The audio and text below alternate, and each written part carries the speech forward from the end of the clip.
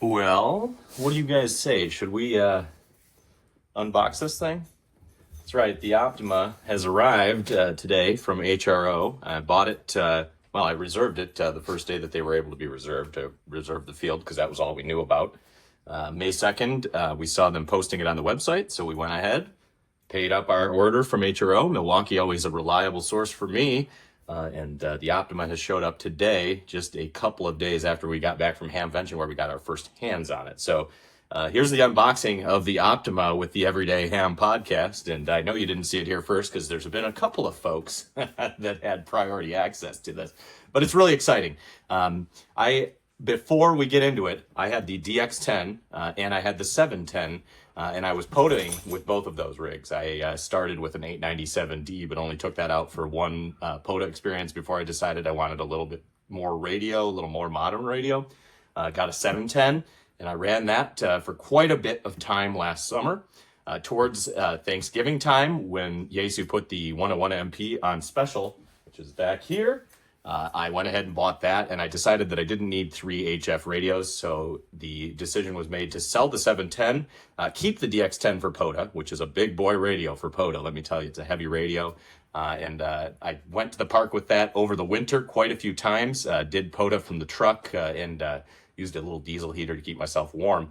But decided that when the Optima got announced here just a few weeks ago that I was going to let the DX10 go, even though I think the DX10 is probably going to be a better radio for most folks, in favor of more portability and more flexibility with the Optima. So let's unbox this thing, and we'll get it hooked up to some power, see what it can do.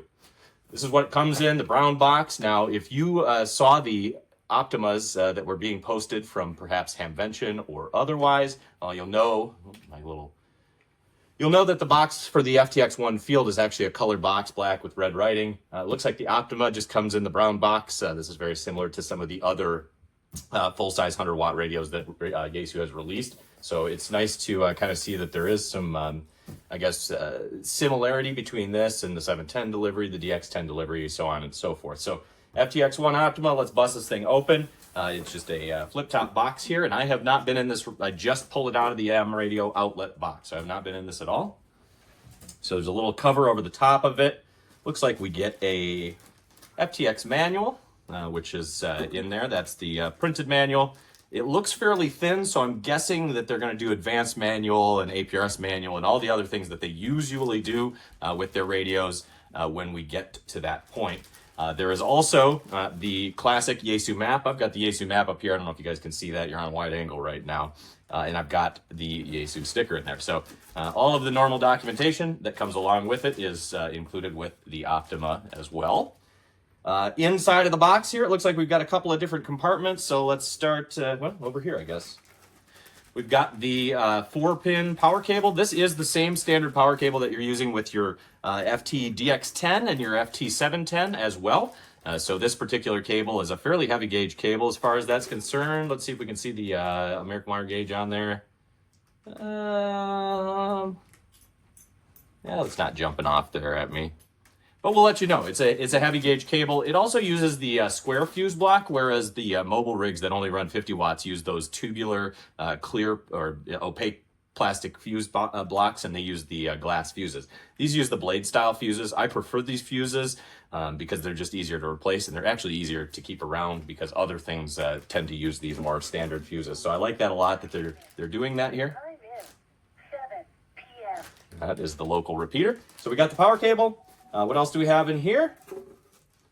Okay, so we did get, and I was curious if they were going to include this. This is the DC power cable for the FTX field, and it comes with the barrel jack connector so that you can feed the field the power that it needs to run at 10 watts. So you are getting that in the box.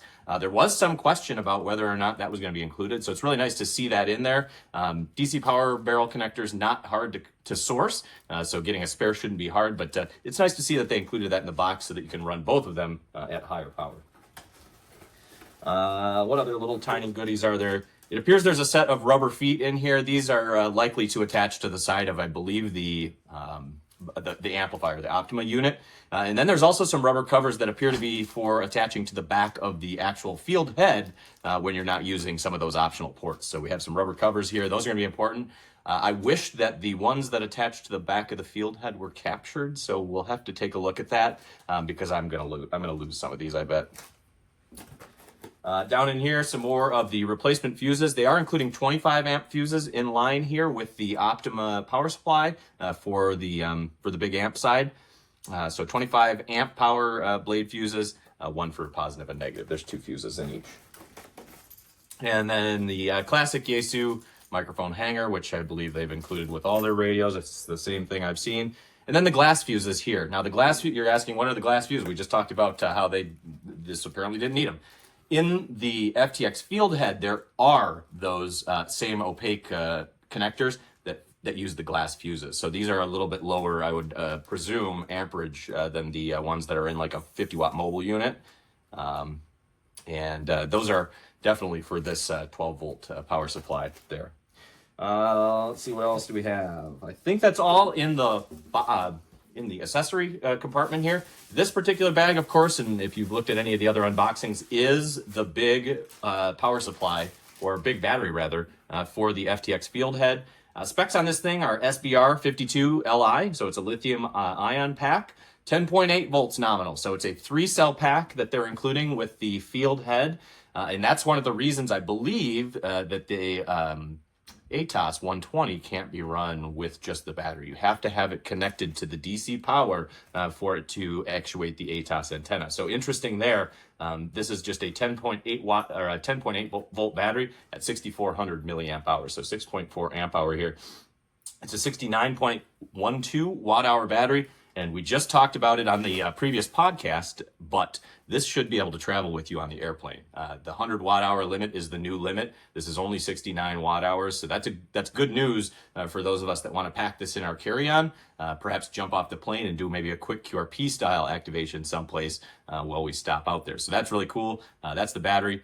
We also want to call this out because we appreciate YAESU finally coming around to USB-C. It is USB-C chargeable, guys. Don't charge it on the radio, and you're going to see in just a minute the USB-C actually lines up with the BNC ports out the back of the head. So when you have this attached, they're intentionally blocking this from charging while it's on the radio. If you got a right angle adapter, you could probably make it work, but they're saying not to charge the battery on the radio. So that's the battery pack, and there is a multi-pin connector. Maybe you guys can see that in there right at the end of the battery, and that's what actually interfaces with the head. All right, so we unpack that. Let's go ahead and see what's on the other side here. And I think we're going to have to take the radio out to get to this one. So let's get that out first. There's a big fan on the back. And we're going to fold this box. Now, maybe we're not going to fold the box like that. There is a big fan on the back. And inside this, the head is already attached to our Optima amplifier. So this is the FTX Optima package. And let me tell you right out of the gate, it's definitely lighter than the 710. Probably a full 3/4 pound, I would guess. I think I looked at the specs and it's pretty close to that, but it is definitely lighter than the 710. And it is definitely not as deep as the 710, nor is it as wide as the 710. So if you've been using a 710 for POTA activating and you were considering this because you wanted to maybe explore some QRP, but still take this out and do some mobile op with the Optima connected, this thing's going to probably work out for you. It's smaller than that 710 that you've already been using, and we will see how it performs once we get it out in the field with a little bit of power to it. But taking a look at the back of this, as we had observed during our podcast here, 2 antenna connectors for HF, which I just love. Remember, each of these is mappable via the ATU. So if you switch between ANT 1 and ANT 2, it will remember, of course, where you were tuned up. And if you keep the same set of antennas here in the shack connected to this, that can be really handy so you don't have to keep going back into the tune menu, which is on the touch screen, remember. So it's a layer or 2 deeper than you want. There's no physical button on the front of here yet. You were able to map these tunes for each of the antennas. And then, of course, over here, is your VU antenna for all of the 50-watt output on 2 meter and 70 centimeter and APRS, if that's something that you're interested in here. Remember, though, this is not integrated with the GPS. The GPS module does plug into the side here, and there is a little rubber flapper here on the side that says GPS, so it will plug into the side, and it looks like it keys into the vent next to that as well, so that it's not spinning around, interfering with your other ports. If you look at the FGPS-5, which is the unit that they're selling, that actually keys into this vent so that it doesn't spin up or down. It's just a standard 3.5 millimeter jack, it looks like. What else do we have on the side here? There is a headphone output here. That's a standard style plug, and that should just be for the headphones if you decide to operate that way. Of course, there is quite a bit of power out of this if you're running it with the Optima, because you've got the top firing speaker and the front firing speaker. I love that YAESU has continued this trend with their radios. The FTM-500 sounds excellent when you put it in your car, and the front firing speaker in combination with this can be set up so that the highs come out of the front or the highs come out of the back here, and the lows can come out of the other speaker. So you can really tune this up with the AESS settings to make it sound pretty good to your ear. So that's pretty neat. There's a lot more wattage coming out with two speakers than one, and that it does help when we're in a noisy park environment. And then at the bottom here, we have the USB-C port. There is USB-C on the head as well. Shouldn't be a surprise. Let's see if we can get that open. Yep, USB-C there on the head. And that lets us interface for data and charging and many other things here. We'll certainly explore that. Microphone attaches to the side of the head, guys. So it doesn't attach to the back. It does stick out the side of the head here, and it does not stick out of the front of the head because the front of this head is actually pretty pinched for real estate if you look at it in the shot here. So you can see the dials right where on the 710 and the DX10 the mic usually plugs in. So it's on the side of the head for this particular unit. Is there anything else notable here? Oh yeah, the bottom here. I did want to point out it does have feet that will lift this thing up off the desk, and like normal YAESU models, it'll kind of angle it up towards your face. I do love that feature on my MP and on my DX10 before this, and I really appreciate that. One thing I wish they would have done is stuck with the bar, which is a little bit, I think, more robust feeling. It works better when you're on like slatted tables and stuff, but we'll see. This looks good. These do feel pretty solid on here. So we'll have to test that out, but that should angle it up. If you're working it on a desk, which the Optima I think is intended to, you should have no problem with that. Let's see, is there anything else interesting? Oh, yep, on the other corner here, we didn't look at this side yet. We have two ports here. One of them is the SD card port, so you can plug an SD card into this. I'm presuming it acts much like the FTM-500, the FT-5D, in that you'll be able to back up all of your settings and also use this for programming purposes. ADMS software from YAESU will allow you to program not only via the USB cable, but also via the SD card. So if that's something that you like to do, oh, we have somebody on the repeater. If that's something that you like to do, you'll be able to do that via the SD card. And I'm sure there are many other applications. We'll have to look into those, but firmware can also be updated via this. And I expect there will be firmware updates because this is brand new on the market. There's a little door over here. This is where the Bluetooth unit goes in. I did order the Bluetooth unit. It is not here yet.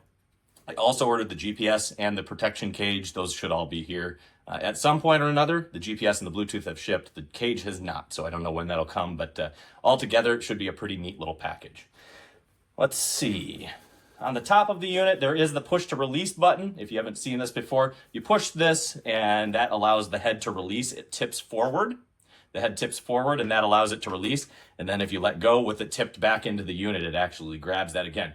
This cover here, I guess a lot of folks have been referring to it as a sort of beak, is actually two captured BNC connectors that are unstaked. So if you pull it out, you'll see those are the two BNC connectors that feed the Optima the signal for both HF and VHF and UHF through those two wires. And that's one of the reasons I think that extension cables right now are not available from YAESU. There are three other connections that are made to the back. They're all here. I won't even guess right now what those do. I need to take a closer look, but there are three connections for the thing. So there's quite a bit here. Let's disconnect this because I really want to feel just the head alone. And that is very, very, it's pretty, it feels stout in your hand. It feels dense. I guess I'm not surprised by that. They packed a lot of stuff into this little tiny package. Hopefully you guys can get up in there, take a look. I'll tilt it a little bit. Top connector is your antenna 50 megahertz connector, so that's your HF 50 megahertz connector. Down here is your 144 megahertz and your 430 megahertz connector. And then the other ones are labeled external speaker, Tuner and Lin port, so that's your linear port here. That's a standard YAESU multi-pin port. I don't know the number of pins exactly, but that is a standard looking YAESU port there. And then there's the DC barrel input, and that's going to be your power input when you're not running on battery and you want to run full 10 watts, right? You can do that. They also included the ground screw here, so you can actually connect this to your ground plane, whatever you need to. So that's kind of nice. That ground screw is there. And then the rest, if you look back here, this is the input for the battery on that head, and it does key in with these keys. So the battery, where did we go? Is right here. Battery drops in first, and then it slides forward into the unit. Slides forward into the unit there. So the battery drops in, slides into the unit, and it is connected. And just as soon as we connected it, it has powered itself up. Okay. So the battery comes just about a quarter charge, which I'd expect from a lithium battery, so that's good to see. It's not all the way charged up, because when these things sit in the box fully charged, you're just wearing on the battery. So nice to see that. Looks like they're ready to be charged right here at the QTH. These lights are very reminiscent of the D710. If you have the the D710, the FT-710. I'm thinking Kenwood tonight. The FT-710. These lights look a lot like that. And then all of these other functions here, it looks like we've got a lock button, which I think for a mobile makes a little more sense. This is also the power key. And then all of your normal buttons up here that I'm looking across at my FTM500. The group monitor button is in the same place. The SDX button is actually shifted over. It looks like they combined both the group monitor and the Wires X button on one here. SDX button is shifted over, and then your program memory button is actually shifted up from the face of the 500 onto the top of this. Memory auto group there, mag and band switch, and then our narrow, wide, and mode switches are up here for switching through the different modes, sideband, FM, etc., etc. There's VM for your VFO and your memory, and then memory VFO, and it looks like this is basically to switch back and forth, or memory right, and then switch back and forth. But yeah, we'll map all this out. But the head did just power right up when I slid the battery into it. I presume that's just how it is when you first power it on. So we'll go ahead and turn that off here, and the backlight did shut down. So just when I'm holding it, it does have a significant heft in my hand. It does feel densely built. I have not held the ICOM 705 personally. I've seen it many times. This looks smaller to me than the 705 when you're looking at it from the front. Depth-wise, though, with the battery connected, it feels a little bigger than the 705 depth-wise, and that's just a first blush thought. The tuner dial there feels pretty nice. There is no tension adjustment on this tuner dial. I do like that on some of the other ones that you get a tension adjustments. The other thing I'm going to miss right out of the gate is the external ring, which allows you the fast band scrolling.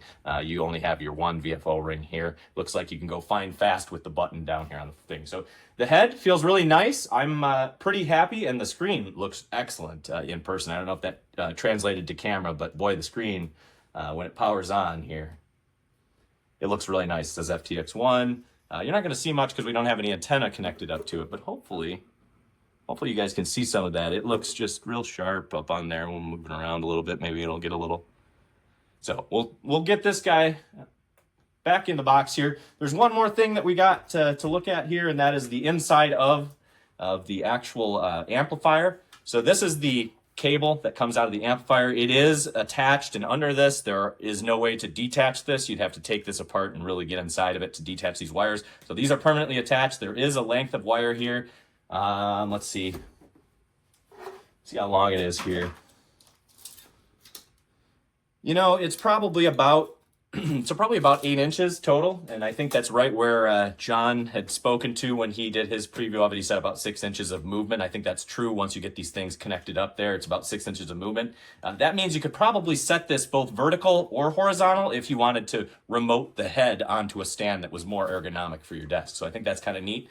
The other thing I'll say is there's a big deep hole here in the amplifier. That's where all the wires tuck when they're connected to the back of the head, so that they have room and they're not strained going in and out of the actual amplifier. So there's the amplifier unit. The amplifier unit itself, it feels lighter than this with the battery on it. That's interesting. We should do a weight comparison at some point on that, but that is very interesting here. I'm going to set the amp aside. There is a big fan on the back of this. We'll be real curious to hear how loud that fan is, but we'll get there when we get there. And let's see what else is in the rest of the box. I think one last thing here, and how does it come out? That's a good question. Okay, yeah, this is the microphone. They've got it labeled here, and this is a standard YAESU HF mic here. Nothing unusual at all. In fact, it is the SSM75E. So this is the same mic you've seen with your FT-7 or your FT-710, same modular connector that will connect to both of these. So these are easy to come by, easy to replace if for some reason you damage this, and it's nice to know that. And like I said, it does connect to the side of the head here on the actual radio. Oh, didn't get it all the way clicked in. There it goes. Just have to give it a firm press, but that does connect to the side of the radio here so that you can get it going. So that is the FTX-1 Optima unboxing. That's all you get in the box. I'm excited to get it powered up. So we're gonna go downstairs, get some Anderson connectors on this, and then we're gonna go to the next part of the video where we actually run it and see how it sounds. Thanks, guys.